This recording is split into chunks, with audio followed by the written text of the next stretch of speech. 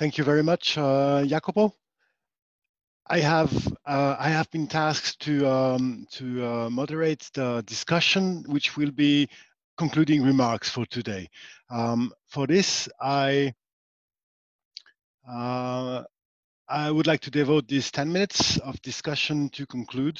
And we had, well, I'll start with a short abstract of what we have, highlighting the new avenues opened, and I will lead to the questions of the audience. So we had first the keynote sessions, including 3 talks. Professor Ma Mingda emphasized the role of martial culture in transcultural exchanges and highlighted the role of Italy with China since the 13th century. Ausilio Priuli took us back to the Iron Age with rock art of northern Italy, where we can find traces of martial culture.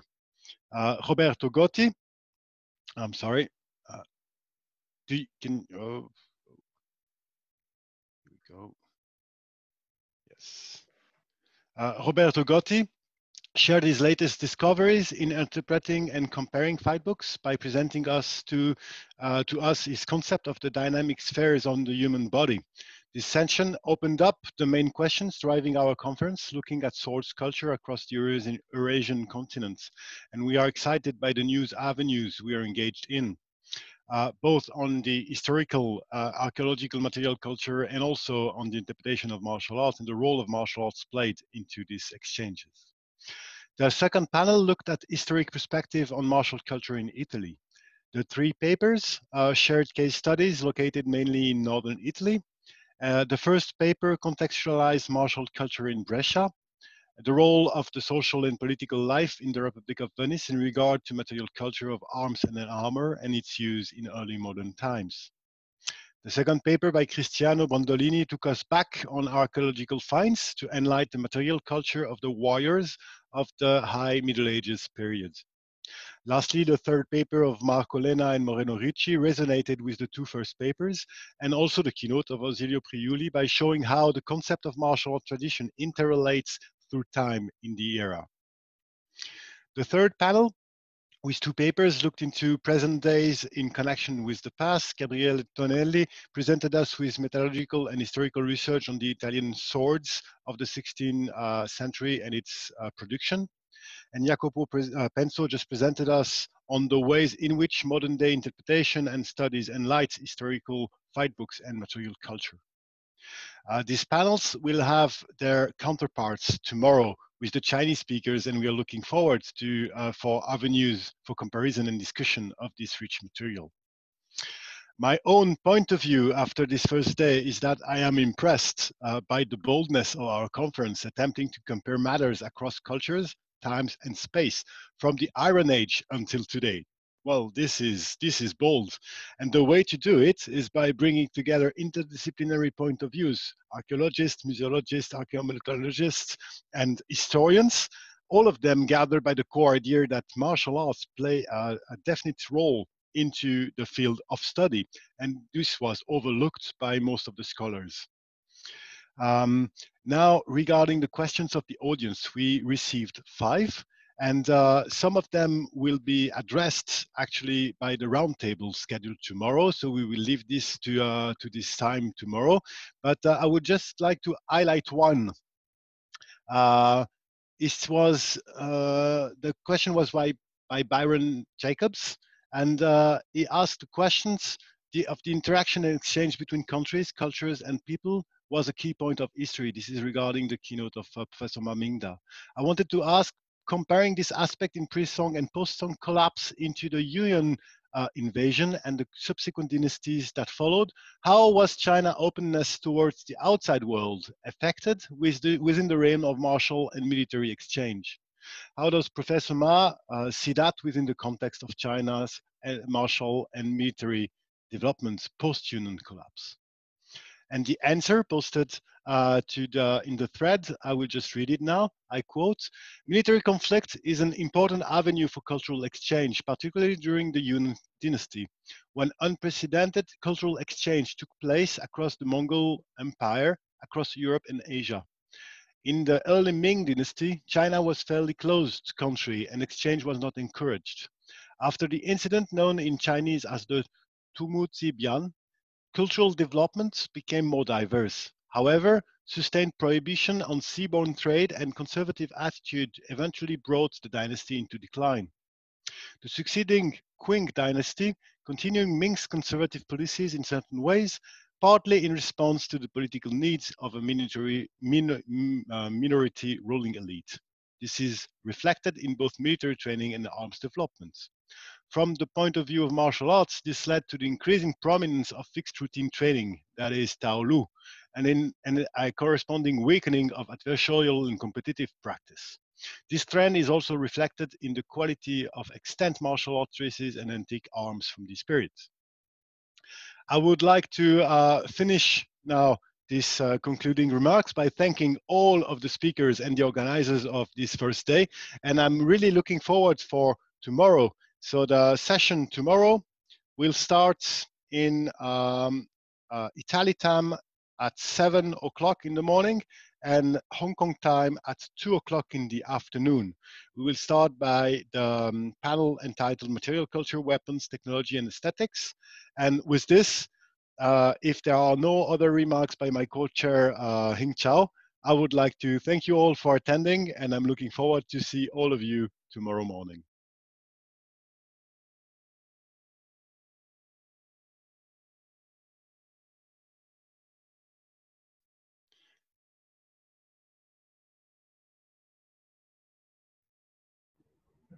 Many thanks, Daniel, for your wonderful summary of the proceeding today. I just received a question from China. The question is directed to Roberto. I don't know if Roberto is around, but if he is, I would appreciate, or the audience would appreciate, Roberto shedding further light on your description and discussion of the dynamic sphere.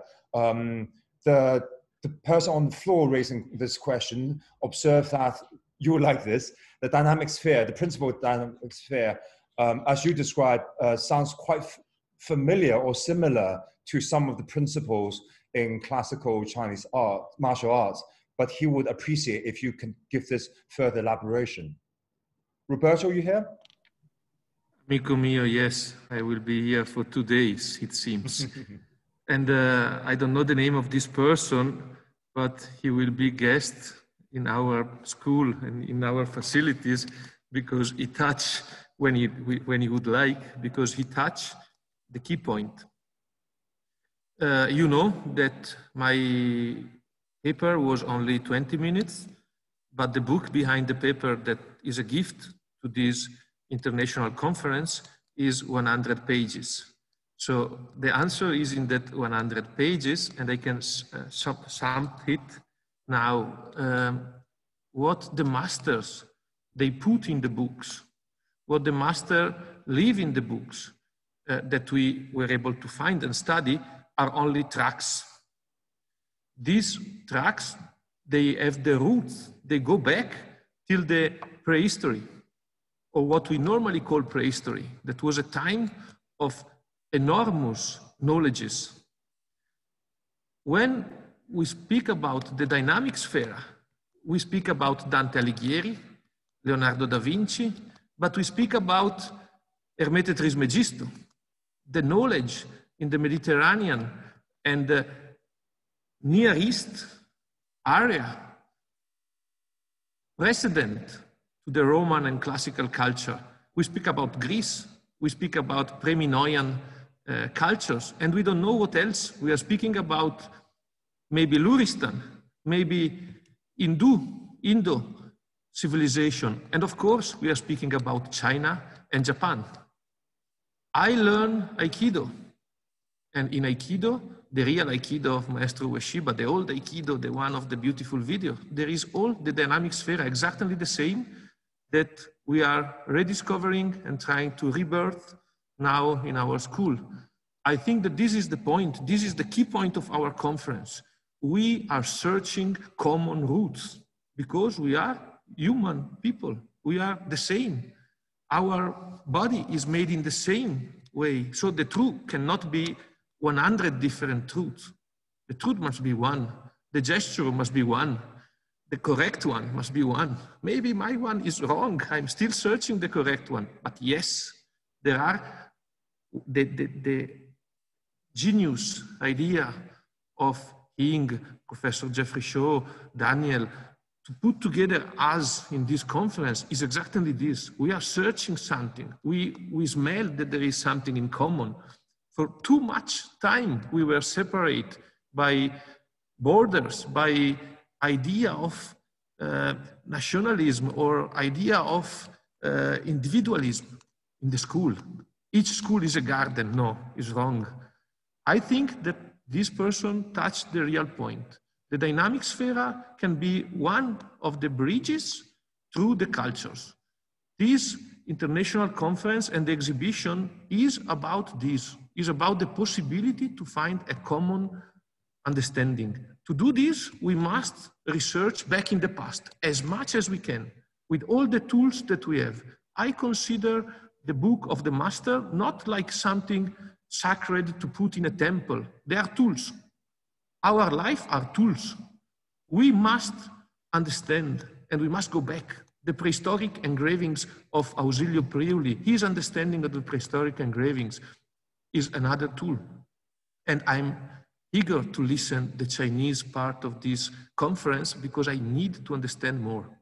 And when the project of Inchao will include in the next step the Japanese culture, and I don't know what else, maybe the Maori one, or I don't know which else, we will have other tracks, other tools to understand. Yes, the dynamic sphere is exactly the same that you maybe feel in Japan, or you maybe feel in New Zealand, or you maybe feel in China.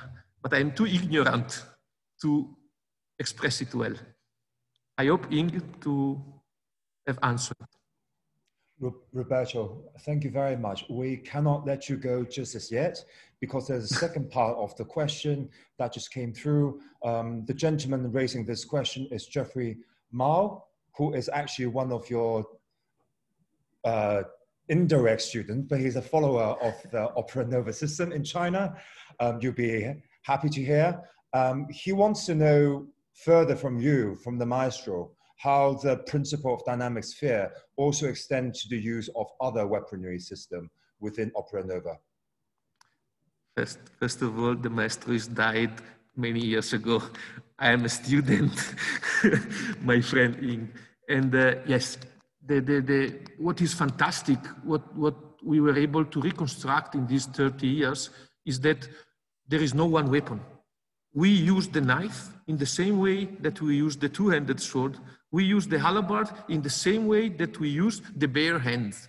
This because you reach few basic understanding. And then this basic understanding, they explode. They explode naturally with any weapon in the hands. I unfortunately cannot show now also if I have a gym behind me, but the same gesture that we do with the two-handed sword, we do with the bare hand and we do with the knife, because technique is nothing. Technique is an expression. Techniques are like and weapons, even less than nothing. They are only the flowers on a tree. What is important is the life inside the tree, even not the tree.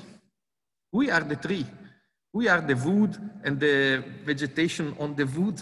But what is important is the explosion inside. How this explosion go to it and go to parry.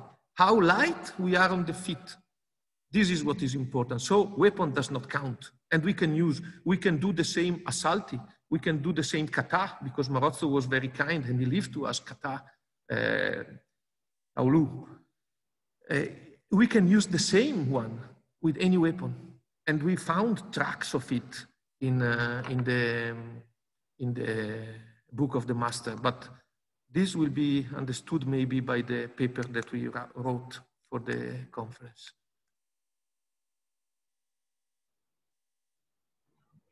Many thanks, Roberto. There's one final question. We have overrun. However, this is the last session. So if people are still interested, maybe we can press on with the final question, which is from a martial arts practitioner from Israel, Abi Moria. He's a practitioner of the Chinese martial arts, Xing Yiquan, as well as the Filipino martial arts, Serrata Eskrima. He asked whether one of the Italian speakers could focus on espada y dagger, the use of the sword and dagger in the Italian tradition. Follow-on question is whether the dagger is also used for other techniques other than for stabbing when used with the sword. Roberto, I think that question is probably for you as well. Well, you know, I think in all culture, not only in the Italian or North Italian culture, the dagger come before than the sword. In the bronze and the copper culture, the dagger was before the sword even appear on the earth. So the first sword is the dagger. And we use the dagger in, we find tracks of it in the Renaissance treaties, but we can see it also in the Roman sculpture and prehistoric engravings. So we have, for example, clock and dagger, but we have Dioscuri sculpture of Greek and Roman period with the cloak and dagger. We have prehistoric engravings with only the dagger. We use the dagger in the alone, so there is all a knife fighting system in the Renaissance books, but also in the regional living tradition still alive in Italy. And we have beautiful example of how the dagger was used already in the Roman, Greece, and prehistoric times. So yes, we use the dagger with many other weapons.